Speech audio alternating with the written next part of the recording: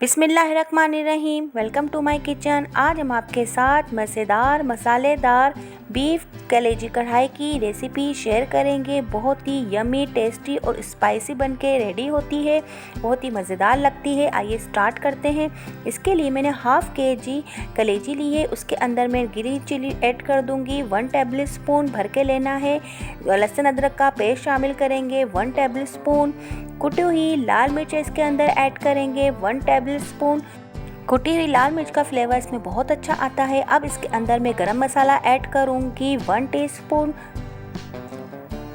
अब इसके अंदर हम ज़ीरा पाउडर ऐड करेंगे 1 टेबल स्पून। इसको थोड़ा सा मैंने क्रश का हुआ है, बिल्कुल पाउडर नहीं है।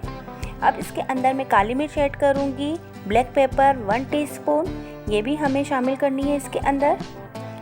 अब इसके अंदर मैं कुटा हुआ धनिया ऐड करूंगी 1 टेबल स्पून। अब इसके अंदर अजवाइन ऐड करेंगे 1/2 टीस्पून। इसको थोड़ा सा आप क्रश करके डालें ताकि इसकी खुशबू अच्छी तरीके से थोड़ी सी इन्हेंस हो सके। अब इसके अंदर मैं 2 टेबल स्पून ऑयल ऐड करूंगी। तमाम मसाले को हम अच्छी तरीके से मिक्स करेंगे ताकि कलेजी के अंदर जो हमने स्पाइसेस डाले हैं वो अच्छी तरीके से इसमें कोट हो जाए। अब इसके अंदर मैं हल्दी पाउडर ऐड करूंगी 1/4 teaspoon. Red chilli powder add करेंगे 1 टीस्पून। अच्छी तरीके से इसको मिक्स करेंगे। मिक्स अच्छी तरीके से करना है ताकि अभी इसके अंदर मैंने नमक ऐड नहीं करा है, नमक ऐड नहीं करेंगे। तमाम मसाले मैंने ऐड कर दिए हैं पर आप नमक हम लास्ट में ऐड करेंगे। अब इसको मैरिनेशन के लिए हमें रखना है 2 घंटे। हमें इसको मैरिनेशन के लिए रखना है और अगर आपको जल्दी है तो 1 घंटे तो आप इसको ज़रूर रखें। अब एक कढ़ाई के अंदर मैंने तेल ले लिया है। तेल मैंने 1/2 कप लिया है। इसके अंदर मैं टमाटो पेस्ट शामिल कर रही हूँ। टमाटो पेस्ट मैंने 1 कप लिया है। अब इसको हम पकाएंगे। अच्छी तरीके से हमें इसे पकाना है। इसका कच्चापन दूर करना है टमाटर का, और इसके अंदर जो पानी बहुत सारा होता है उसको भी हमें इसको कम करना है, ख़त्म करना है। बस इसको हमें अच्छी तरीके से टमाटर को जो है भूनना है। जैसे जैसे ये भूनता जाएगा ये गाढ़ा होता जाएगा और इसके अंदर जो ऑयल के जो बबल्स हैं वो आने स्टार्ट हो जाएंगे, तो ये साइन होंगे कि हमारे जो टमाटर की जो ये ग्रेवी है पक चुकी है। टमाटर की जो ग्रेवी है अब रेडी हो चुकी है। अब हम इसके अंदर कलेजी ऐड करेंगे जिसको हमने मैरिनेशन करने के लिए रखा था बहुत अच्छे मसाले लगा के, वो भी हम इसके अंदर शामिल कर देंगे। अब कलेजी को इस ग्रेवी के साथ हमें पकाना है। बस अच्छी तरीके से तेज़ आंच में बनाना है, स्लो आंच नहीं करनी है आपको, फुल तेज़ आंच में बनाना है क्योंकि कलेजी को पकने में ज़्यादा टाइम नहीं लगता।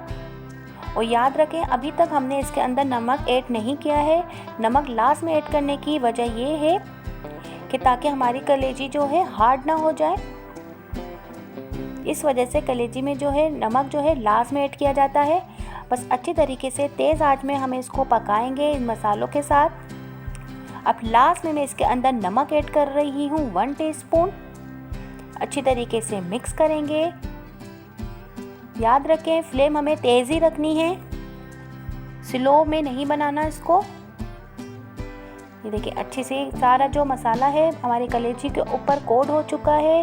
और इस मसाले जो हमने कलेजी के अंदर बस मैरिनेशन में ही लगाए थे, ग्रेवी में हमने कोई मसाले नहीं यूज़ करे हैं, सिर्फ नमक ऐड करा है हमने लास्ट के अंदर। बस जो कलेजी में हमने मसाले लगाए हैं वो इतने बेहतरीन हैं कि बस हमें फिर ग्रेवी में कोई मसाला ऐड करने की ज़रूरत नहीं है। उससे ही हमारी कलेजी इतनी स्पाइसी और मज़ेदार बनके रेडी होगी। अब इसके अंदर मैं धनिया ऐड कर दूंगी लास्ट के अंदर।